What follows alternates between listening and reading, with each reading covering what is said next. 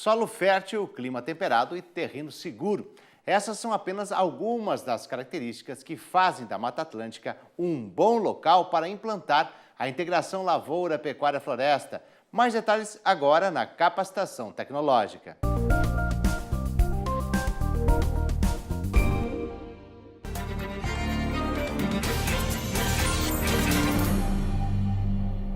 Olá, meu nome é José Ricardo Macedo Pesopani, eu sou engenheiro agrônomo e eu vou abordar aqui hoje, sistemas de ILPF no bioma Mata Atlântica. Bom, focado nesses arranjos, especificamente para o bioma Mata Atlântica, que é o objetivo nosso da aula aqui hoje. Tá? A adoção dos diferentes sistemas de integração lavoura-pecuária-floresta, ela depende muito das características ambientais e econômicas das diversas regiões que compõem o bioma. Tá? Na região nós temos solos favoráveis para a produção de grãos, boa drenagem e aptos à mecanização, infraestrutura para a produção e armazenamento da produção, acesso ao crédito, domínio da tecnologia, quer dizer, tudo isso é necessário. Tá? Acesso ao mercado para comprar insumo e comercialização da produção, acesso à assistência técnica e possibilidade do arrendamento da terra, tá? E aspectos climáticos e edáficos. Esse conjunto de necessidades que a região tem que ter para você adotar um sistema integrado, tá? Permite que, segundo a frase do nosso colega João Klustoski, da Embrapa Arroz e Feijão, chamado também de João K., fala que os arranjos disponíveis para você trabalhar com integração lavoura, pecuária, floresta, eles são tantos quanto for a criatividade humana. Tá? Você tem muitas opções para trabalhar com sistemas. Tá? E isso influencia o desenho dos sistemas. Então, qual que é o objetivo do empreendimento? Tá? Qual que é a espécie vegetal que você vai adotar, tanto em árvores quanto na questão das forrageiras? Qual que é a distribuição espacial dos elementos, qual que é a densidade desses elementos no plantio ou no arranjo? Tá? Como é que você vai implantar esses sistemas? E como é que você vai manejar esses componentes? Quer dizer, todas essas características são importantes para você determinar um desenho de um sistema silvopastoril. Eu gosto de apresentar essa figura, quando a gente vai falar em sistema integrado, tá? Que mostra que o Brasil é uma diversidade muito grande de climas. Tá? E isso influencia muito na adoção do sistema. Quer dizer, no Brasil você tem desde as regiões sul, onde você tem um regime de chuvas constantes ao longo do ano, com temperaturas baixas no inverno, tá? Subindo, no país você tem, na região sudeste, ali em São Paulo, já uma temperatura um pouco mais elevada, um regime de chuvas na região de Pindorama, ali, que eu estou mostrando aqui no slide, um regime de chuvas já com inverno seco. Tá? Indo para a região centro-oeste, você tem uma elevação na temperatura e um regime também seco bem definido no inverno. Tá? Na região amazônica, você tem chuvas constantes ao longo do ano e temperaturas elevadas. Na região do nordeste da Caatinga, você tem baixo regime de chuvas, temperaturas elevadas. Quer dizer, essas características do sistema, do ambiente, elas vão determinar qual a potencialidade da região para você adotar um sistema integrado. Tá? Por quê? Eu vou ter que escolher uma pastagem adequada à condição climática. Se o regime de seca for predominante, a minha cultura agrícola vai ter que ser tolerante à seca. Tá? Eu vou ter competição entre as espécies, então tudo isso é importante. Tá? Essa outra figura, ela mostra o balanço hídrico. Quer dizer, a partir da combinação entre temperatura e chuva, você tem regiões onde você tem água disponível no sistema a maior parte do ano, como é o caso, por exemplo, da região sul. Você tem região sudeste e centro-oeste, onde você tem determinadas épocas do ano, tá? Uma deficiência hídrica. Tá? Você tem regiões onde essa deficiência ela predomina ao longo do ano, a região nordeste. Quer dizer, isso é importante para você estabelecer os níveis de competição entre os integrantes de um sistema. Tá? Uma outra figura importante também, já focada um pouco aqui na região sudeste, que nós vamos abordar mais na nossa aula, é o crescimento das forragens ao longo do ano. Você tem, mesmo numa região já mais concentrada, no caso da região sudeste, você tem diferentes ambientes, onde você tem períodos do ano onde você tem uma limitação do crescimento da forragem em função da temperatura ou da deficiência hídrica. Isso é importante para você adotar, escolher a espécie, tá? Estabelecer nível de competição. Então, conhecer o ambiente onde você vai trabalhar é uma questão fundamental. Bom, entrando um pouquinho agora no bioma Mata Atlântica, tá? O Brasil ele é dividido em 6 biomas. Tá? O bioma Mata Atlântica ele vai desde o Rio Grande do Sul, tá? A região sul do país, Rio Grande do Sul, Santa Catarina, Paraná, região sudeste, mais próximo da região litorânea, mas também você tem lá na região oeste do estado de São Paulo, uma faixa do bioma, adentrando na região nordeste, na faixa litorânea, até o estado do Rio Grande do Norte. Tá? Em termos de área, é o segundo bioma, né, em ocupação, com 105 milhões de hectares, o terceiro bioma, com 105 milhões de hectares, tá, do país. O estado de São Paulo está dentro desse bioma, praticamente a grande maioria da sua extensão. É onde nós vamos focar mais os nossos dados aqui hoje. Tá? O estado de São Paulo ele tem cerca de 9 milhões aí de hectares com culturas agrícolas, 5 milhões de hectares com pastagens cultivadas, quase 2 milhões de hectares, que o autor aqui fala em agropecuária, porque não foi possível distinguir o que era cultura agrícola e pastagem, por essa metodologia que ele fez o levantamento. Uma área total, né, de 17 milhões de hectares.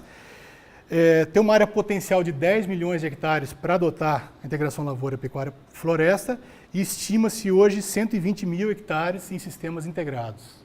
Tá? Essa divisão, essa grande ocupação territorial do bioma, né, ele mostra, região sul, sudeste e região nordeste, ele mostra uma coisa bastante complexa.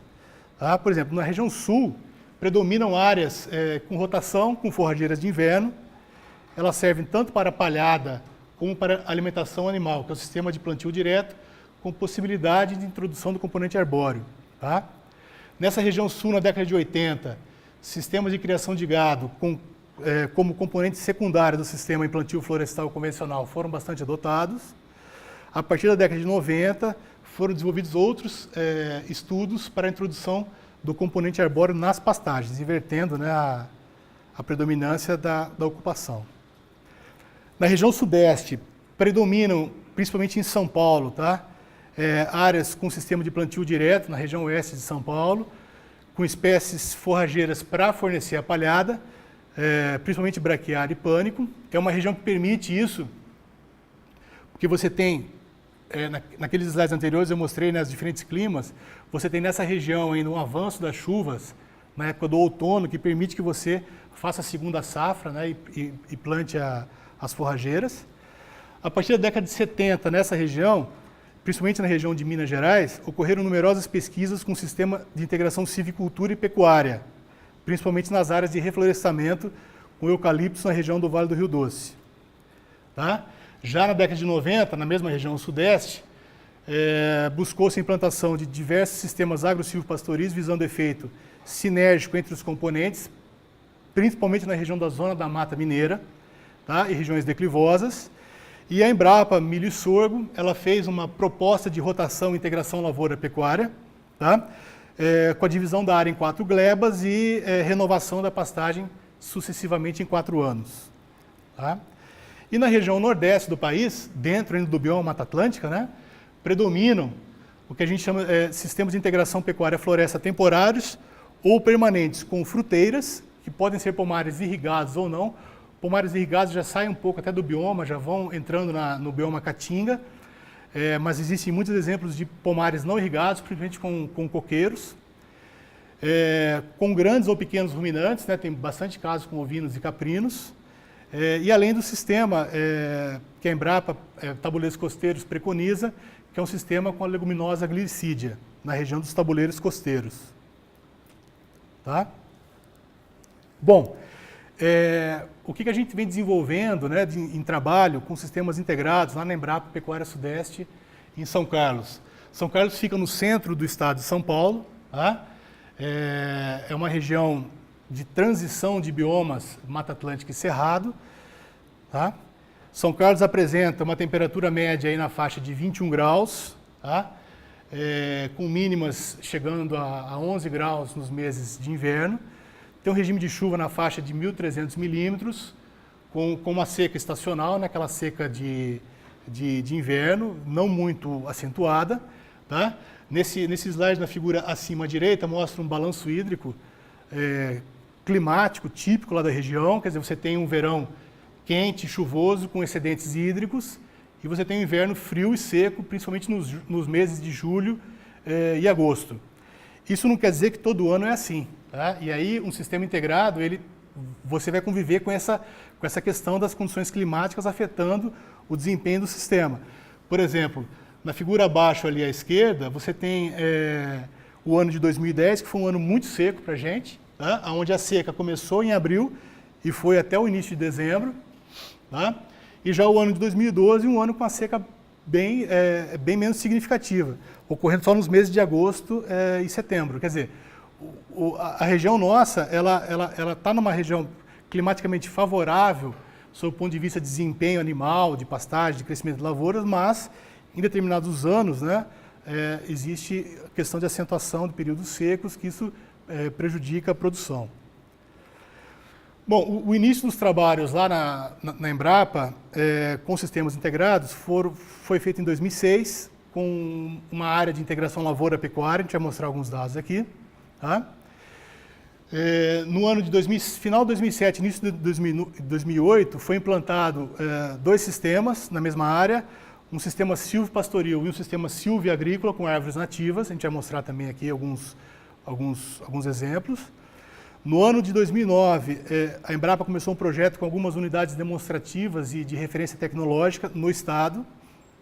E no ano de 2011, a gente começou um trabalho com integração lavoura-pecuária-floresta, um sistema completo. Então, essas quatro áreas, né, essas 4 áreas de trabalho que a gente tem feito, elas têm permitido demonstrar e conhecer a tecnologia e aumentar o nosso conhecimento técnico-científico sobre a tecnologia, avaliando os diversos componentes do sistema: desempenho produtivo vegetal e animal, trabalhando com o microclima, a fertilidade do solo, emissão de carbono e sequestro de carbono, emissão de gases de efeito estufa e o desempenho econômico dos sistemas. Esses dados que a gente vai mostrar um pouco aqui nas aulas hoje. Tá?